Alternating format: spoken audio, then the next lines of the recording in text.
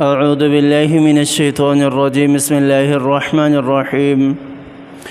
قل أتحاجوننا في الله وهو ربنا وربكم ولنا أعمالنا ولكم أعمالكم ونحن له مخلصون أم تقولون إن إبراهيم وإسماعيل وإسحاق ويعقوب والأسباط كانوا هودا أو نصارى قل أأنتم أعلم أم الله ومن أظلم ممن كتم شهادة عنده من الله وما الله بغافل عما تعملون تلك أمة قد خلت لها ما كسبت ولكم ما كسبتم ولا تسألون عما كانوا يعملون.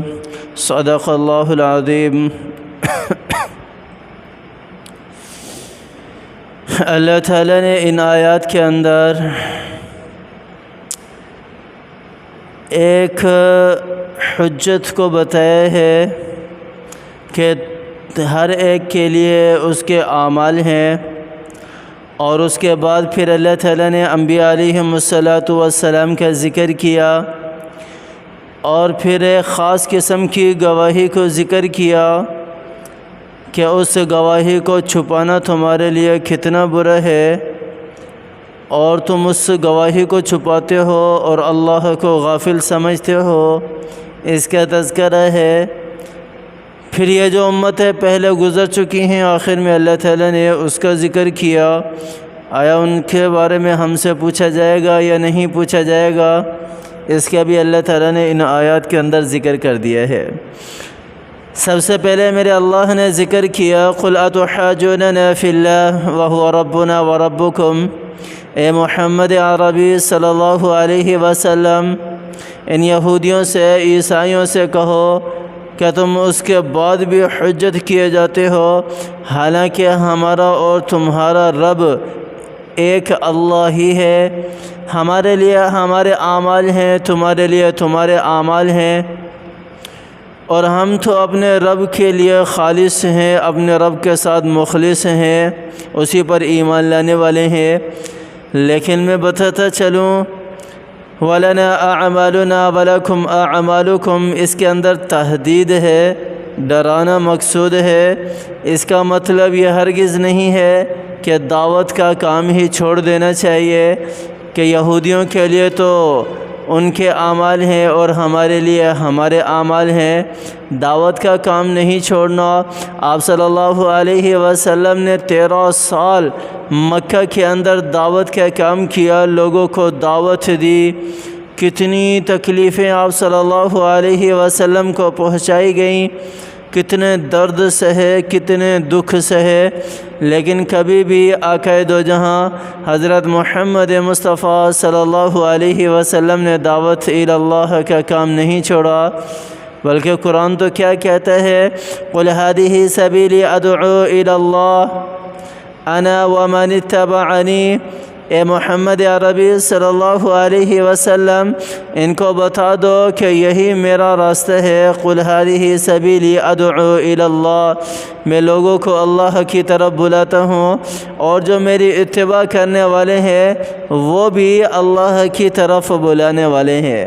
یعنی اس آیت کے اندر اللہ تعالیٰ نے ہمیں کام بتا دیا کہ ہمارا کام دعوت توحید جو ہے یہ چھوڑنا نہیں ہے۔ لوگوں کی اصلاح اور لوگوں کو نیکی کی طرف لانے کے لیے ہمیں سستی اور کاہلی سے کام نہیں لینا۔ یہی وجہ ہے کہ آج دنیا جہاں کے اندر کسی کنارے پہ بھی چلے جاؤ، آپ کو ہر ملک کے اندر کسی نہ کسی صحابی کی کوئی نہ کوئی قبر ملے گی۔ انہوں نے اس کام کو سمجھا، انہوں نے اللہ کے پیغام کو دنیا تک پہنچانا تھا، انہوں نے پہنچایا۔ یہاں پاکستان کے اندر بھی قبریں ہیں، وہاں افغانستان میں بھی قبریں ہیں، شام میں بھی قبریں ہیں، سعودیہ میں تو ہیں ہی ہے، مشرق میں دیکھ لو تو وہاں بھی ہے، مغرب میں دیکھ لو تو وہاں ہی ہے۔ یہ ان کی قبریں کیوں اتنی دور دور دور کے جو ممالک ہیں وہاں پر بنی ہوئی ہے؟ کیا وہ ہماری طرح تجارت کے لیے جاتے تھے؟ ہم تجارت کے لیے تو جاتے ہیں بیرون ملک، بیرون ممالک۔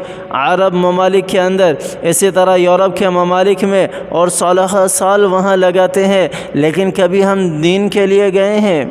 کبھی ہم نے دین کے لیے اپنا وقت نکالا ہے؟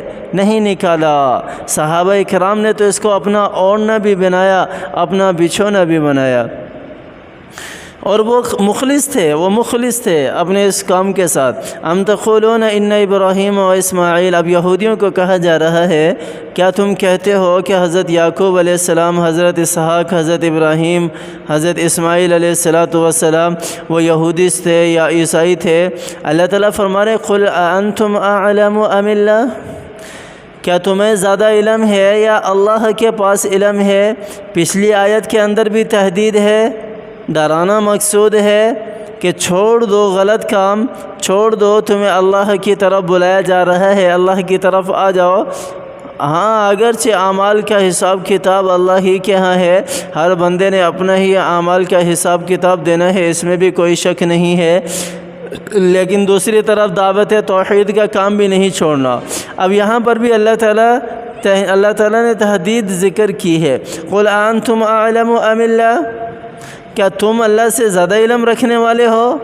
کہ حضرت ابراہیم علیہ السلام، حضرت اسماعیل علیہ السلام جو ہے وہ یہودی تھے یا عیسائی تھے؟